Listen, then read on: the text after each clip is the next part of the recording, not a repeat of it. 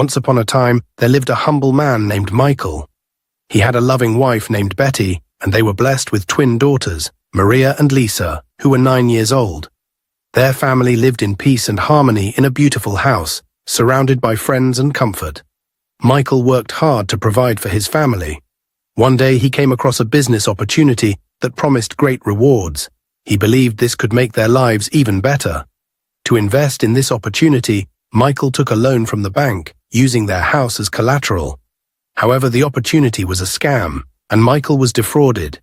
He lost all the money he had invested. Unable to repay the loan, Michael had to forfeit their beloved house to the bank. The family was left with no choice but to move to a small local community that was very different from the life they were used to. The new community was simple and lacked the luxuries they once had. Michael felt deeply guilty and worried for his family. One evening, as they sat together in their small new home, Michael held Betty's hand and said, "My dear, I am so sorry for what has happened. Please be patient with me. I promise I will find a way to make things better." Betty, with tears in her eyes but a heart full of love, replied, "Michael, we are a family. We will get through this together. As long as we have each other, we can overcome any hardship." Days turned into weeks, and weeks into months. Michael took on any work he could find in the community. He worked as a carpenter, a farmer, and sometimes even a fisherman. Betty also found small jobs, cooking and cleaning for neighbors. Their daughters, Maria and Lisa, went to the local school and made new friends. One day, Betty grew tired and frustrated with cleaning houses and washing clothes. She told Michael she couldn't continue doing this, feeling she was too beautiful and classy for such work. She urged Michael to take full responsibility for the family, to be the man who would care for them. Michael took on more work, waking up before dawn and returning home late at night. He built furniture, mended fences, and even helped with construction projects. The community admired his dedication and often gave him extra work. One afternoon, Michael didn't go to work. He asked his wife, Betty, if she could sell some of her expensive jewelry. Michael wanted to use the money to start a business. Betty refused, declaring it would be over her dead body. She suggested he borrow money from the side chicks he had before they became poor. Determined to find another way, Michael approached Mr. Obi, his landlord, and some trusted friends in the community, sharing his vision and seeking their support. However, no one was willing to give him money. As time passed, Betty started coming home with different men whenever Michael was not around.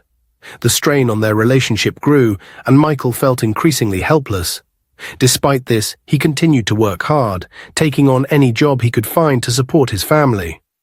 One day, Betty came home with one of her customers. To her surprise, the man told her that he liked one of her daughters. Instead of becoming angry, Betty simply told him to wait until her daughter was a little older. "Don't worry, you will have her soon," she reassured him. Unknown to Betty, Maria overheard the conversation between her mother and her client. Shocked and frightened, Maria waited for her father to come home to tell him everything she heard. However, when Michael arrived and Maria tried to explain, he didn't believe her. He thought Maria was lying because she didn't like her mother. Soon the neighbors began gossiping about Betty's way of life. One nosy neighbor, Mr. Paul, approached Michael and told him that Betty was cheating on him with different men. When Michael confronted Betty, she started crying and claimed that jealous neighbors were trying to ruin her marriage. Michael, still in love with his wife, chose to believe her. Michael fell gravely ill, and the family had no money for his treatment. Betty could have asked one of her sugar daddies for help or sold her expensive jewelry to cover the medical costs. But she chose not to. Exhausted and frustrated, she told Michael he could die if he wanted to. Soon after, Betty packed her belongings and left Michael and their daughters. Michael was left alone, struggling with his illness and the burden of abandonment. Overwhelmed by pain and betrayal, he cried out to God, pleading for relief from his suffering. When the money wasn't enough for Michael's treatment, Maria and Lisa began begging for help. In desperation, Lisa decided to go to their mother's house to ask for money. Maria tried to persuade her not to go, but Lisa felt she had no other choice and left. Upon arriving at her mother's house, Lisa asked for money to help with their father's treatment. Betty claimed she didn't have any money to give her, but offered a troubling condition. Lisa could only get the money if she agreed to sleep with one of Betty's male customers, who was interested in her. Lisa was horrified by her mother's offer, but felt she had no choice due to her father's worsening illness. She reluctantly agreed, and the man had his way with her. After he was done, he then paid Betty. However, the amount Betty gave Lisa was much less than she had hoped for. Devastated, Lisa went home with the small money. With the little money she had, Lisa bought medication from the pharmacy. The drugs would only help Michael for a week, and his condition continued to get worse. The weight of trying to provide for her father was heavy on Lisa. Desperate for more help, Lisa went back to her mother's house and went through the same painful arrangement again. She started visiting Betty regularly, spending time with older men to get money. Betty took a part of the money each time, leaving Lisa with only half. Each time Lisa went through this process, she always feels sad.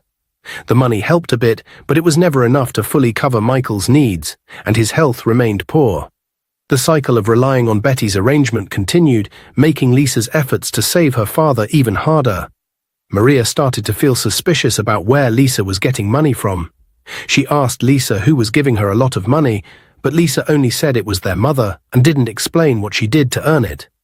Maria knew that Betty would not just give money away without Lisa doing something in return. She became more worried for her sister. A week later, Michael's condition worsened, and despite their efforts, the lack of proper medication took its toll. Michael sadly passed away. The community, seeing the family's hardship, came together to help Maria and Lisa with the burial. After the funeral, Betty appeared unexpectedly. She announced that she wanted to take Maria and Lisa with her. At first, Maria refused, feeling anger and betrayal towards her mother. She was determined not to go, but when she realized that staying behind meant facing starvation and having no support, her resolve weakened. Seeing no other choice, Maria reluctantly agreed to go with Betty. The decision was heart-wrenching. She felt torn between her anger and her need for survival. Lisa, though also reluctant, had little choice but to follow her sister's lead. Betty took them to her new home, where the conditions were better than the ones they had left behind. Soon after moving in with Betty, Maria discovered what Betty had been using Lisa to do. She was horrified and immediately told Lisa that they needed to run away. Lisa, however, refused to leave, saying she had no other options and was too scared to act. As time passed, some of Betty's sugar daddies began showing interest in Maria. One man expressed that he liked Maria and asked Betty to connect them. He promised to give Betty a large amount of money in return. Betty was excited by the offer and eagerly waited for Maria to come home from school. When Maria returned, Betty told her about the man's interest and the money he promised. Maria was outraged and firmly refused to be involved. "I will not do such rubbish," she said. Betty's response was harsh. She told Maria that if she refused to cooperate, she would have to stop going to school and face a difficult life in the house. "You think you're so stubborn, you little foolish girl," Betty said. "If you don't help, you'll suffer here. The money that pays for your school fees and food comes from these men. You don't understand how things work." Maria felt trapped and helpless. She was torn between her anger at her mother and her fear of the consequences of refusing. Betty's threats made the situation even more difficult for Maria, who was already struggling with the recent loss of her father. Despite her fears, Maria was determined to stand up for herself. She made up her mind to find a way to resist Betty's demands, even if it meant enduring hardship. One day during school break, Maria and Lisa had a private conversation. Maria told Lisa that they didn't have to stay in the house if they didn't want to. She suggested that they could go to an orphanage or a Catholic church to ask for help. Maria explained that she didn't like what their mother was making Lisa do with the men and wanted to find a better way. Lisa, however, refused. She said she was starting to enjoy her new lifestyle and didn't want to change anything. When they got home, Lisa told Betty everything Maria had said at school. This made Betty even angrier with Lisa. In response, Betty punished Lisa by stopping her from going to school. Instead, she forced Lisa to do all the house chores. Betty's anger at Lisa grew because she had refused to obey her. Meanwhile, Maria was devastated. Each night she cried herself to sleep, praying to God for help and hoping for a way out of their difficult situation. She felt helpless and trapped, torn between her desire to protect her sister. 18 years had passed, and Maria and Lisa had grown up. Lisa was now traveling the world, enjoying all expenses paid by her sugar daddies. She lived a life of luxury and adventure, while Maria remained stuck at home, living like a servant. Maria continued to suffer under their mother's control because she refused to sleep with men for money. Her days were filled with endless chores, and she had no freedom or comfort. As time went by, Lisa started to distance herself from Maria. Influenced by their mother, Lisa began to side with Betty and criticize Maria. She looked down on Maria for not taking advantage of the same opportunities she had, and for not helping their mother as much as she thought she should. Maria was deeply hurt by Lisa's change in attitude. The bond between the sisters, once strong, had weakened, and Maria felt increasingly alone. Her efforts to reach out to Lisa for support were ignored, leaving her feeling abandoned. Despite the pain and betrayal, Maria held on to hope for a better future. She dreamed of a life where she would be treated with respect and kindness, wishing for a chance to escape her harsh reality and regain her dignity. One of Betty's sugar daddies always insisted on having Maria. Every time Betty tried to offer Lisa instead, he refused and demanded Maria. This added to Maria's stress, making her feel even more trapped. Lisa's lifestyle was becoming riskier. She started seeing men without using protections because they were willing to pay more. Soon Lisa discovered she was pregnant. When she told Betty, her mother was cold and harsh. Betty told Lisa to get rid of the baby, saying it would be impossible to know who the father was since she had been with so many men. Lisa reluctantly agreed, and after the abortion, life seemed to return to normal. Betty continued to mistreat Maria, belittling her constantly.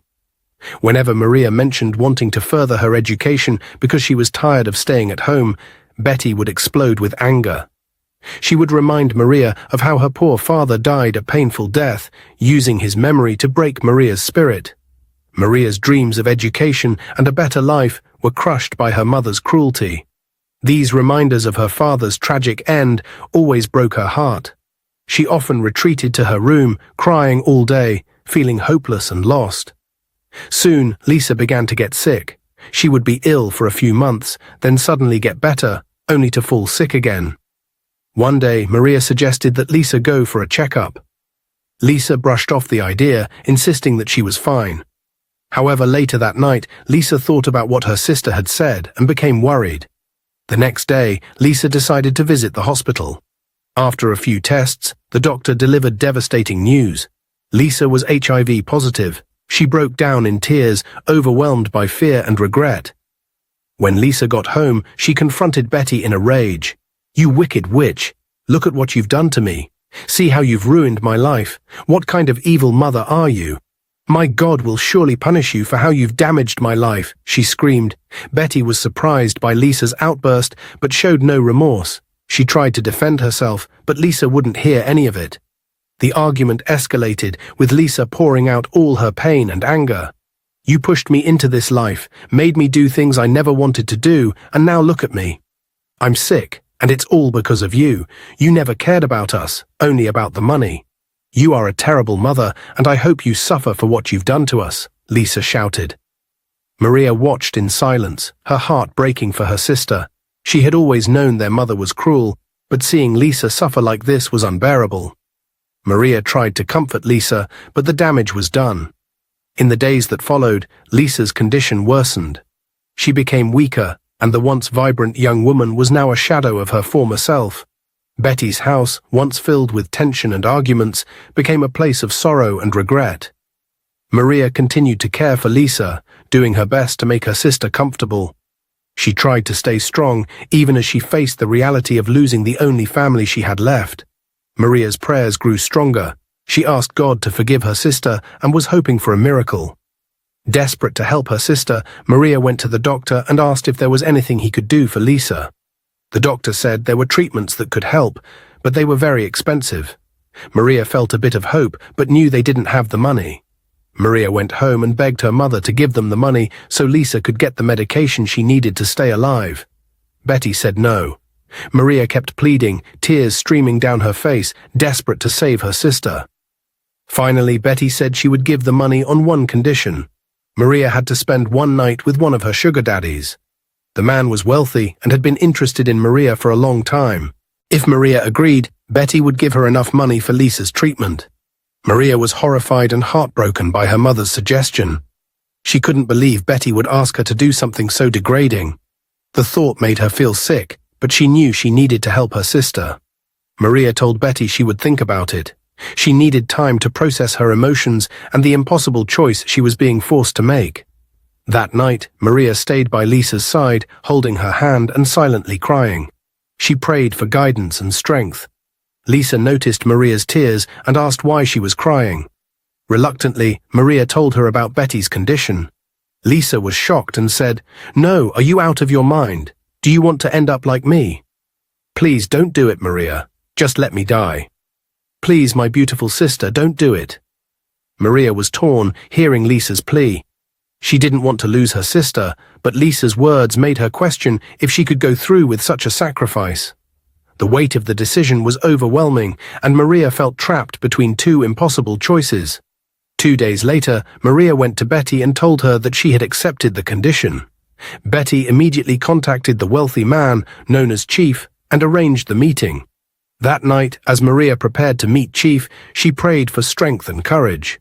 She reminded herself that she was doing this for Lisa, to give her sister a chance at life.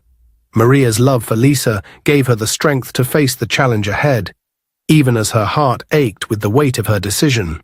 When Maria arrived at Chief's house, she was met by a handsome young man who introduced himself as Barry, Chief's son. Barry knew why Maria was there and told her he disapproved of his father's way of life. He said Chief was foolish for having affairs with young girls old enough to be his daughters. Barry then said he liked Maria and would give her the money his father promised without any conditions. He took Maria's number and asked her to go home. Maria left, feeling a mix of relief and confusion. Later, Chief returned home and asked Barry where his guest was. Barry replied that he had sent her away. Chief became furious, shouting, "You've spoiled my night. Why do you always interfere with my plans?" Barry responded, "Father, you should be ashamed of yourself. That girl could be your daughter. You're making a fool of yourself and hurting innocent people." The angry Chief then called Betty, demanding that she send Maria back to his house immediately. When Maria returned home, Betty was furious. She ordered Maria to go back to Chief's house right away, but Maria refused. Betty threatened Maria, saying that if she didn't go, she would let Lisa die. Maria, overwhelmed with anger and sadness, asked if Betty was really their biological mother and questioned why she was so cruel and heartless to her own children. The next day, Lisa was taken to the hospital where the doctor gave Maria heartbreaking news. The illness had spread deeply inside Lisa, and she only had a few months left to live. Maria was devastated by the news and cried silently, but she decided to keep this sorrowful truth to herself. The doctor advised Maria to take Lisa home, as there was nothing more that could be done in the hospital. When they arrived home, Lisa noticed Maria's sadness and asked why she was home instead of staying at the hospital. Maria lied, telling Lisa that the doctor said she was improving and didn't need to stay in the hospital any longer. Lisa felt a sense of relief and thanked Maria, saying, "You are the best sister in the whole world." As Lisa spoke, tears began to fall from Maria's eyes. Lisa saw the tears and asked again why she was crying. Maria told her that she was simply overwhelmed with joy that her sister would soon be better. Maria's heart was heavy with the knowledge of Lisa's true condition, but she tried to hide her sadness to keep her sister's spirits up. Lisa was lying sick in her room when Betty came in and told her the truth about her condition. Lisa started crying, heartbroken to know she had only a few months to live. Betty, showing no compassion, coldly told her to save her tears for the devil when she finally met him in hell. Lisa's world shattered as she realized the extent of her illness and her mother's cruelty. The weight of the truth was heavy, and her sobs filled the room. When Maria came back, Lisa told her what their mother had said. Though Maria tried to convince Lisa that Betty was lying, it was too late. Lisa already believed their mother's cruel words. 2 months later, Lisa passed away, and Maria was heartbroken. The community came together to help bury Lisa, and Maria mourned deeply for her beloved sister. After Lisa's burial, Betty told Maria to move out of her house since she couldn't do what Betty had demanded. Maria, with nowhere else to turn, packed her things and left. Luckily, Maria had saved the money Barry had given her. She used it to rent a comfortable apartment. Though she was sad and alone, Maria felt a sense of relief to be away from Betty's cruelty. One afternoon, as Maria was relaxing in her room, her phone rang. She picked it up and heard a familiar voice. It was Barry. He asked for her address and she gave it to him, feeling a mix of excitement and nervousness. An hour later, Barry arrived at her door. When he stepped inside, Maria's heart beat faster. Barry told her he loved her, and Maria, feeling the same way, told him she liked him too. They started spending more time together, finding happiness in each other's company. It felt like a new beginning for Maria. When Betty heard that Maria was dating Chief's son, she saw a chance to cause more trouble.